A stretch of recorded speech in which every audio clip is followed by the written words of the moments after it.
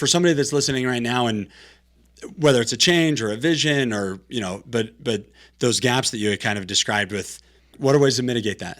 When a team is aware of the gaps, they can plan around it. Oh, right? yeah. And of course. so in other words, let's say, and again, if a team hasn't done personality assessments, they may not know what the gaps are. And a lot of companies haven't. But when you create a kind of a team personality assessment and you see everyone on one page and you can see what their preferences are, you can start to recognize where those gaps and where those strengths are, right? And so as you're rolling out any kind of change, you can start to say, okay, you literally stop and say, look, we are great at these other things, but the one we know about ourselves that we're not good at is explaining the why, right? And getting the reasoning behind it. What can we do to make sure that we do a great job of that? Well, it could be going a level down and leveraging people you know are good at that.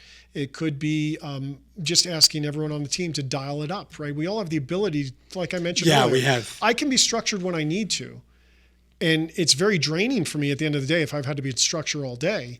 But when it's important enough, no problem. Exactly. Yeah. When I go into meetings with the executive teams, I'm all about structure and about being results driven, because I know my tendency is to go too long, give too much information, and as it is, they're already being bombarded by too much information. Right. So you got to apply the 80-20 rule. I think we may have mentioned that, but that's one of the most important things. What are the 20% of the things I could present that'll have the biggest impact? Right. And sorry, finish that. No, I was just going to say that's more of a results-driven energy, which is, again, not one of my strengths, but I have to stop and say, okay, instead of giving them all the details, what are the 2 or 3 that mean the most to them?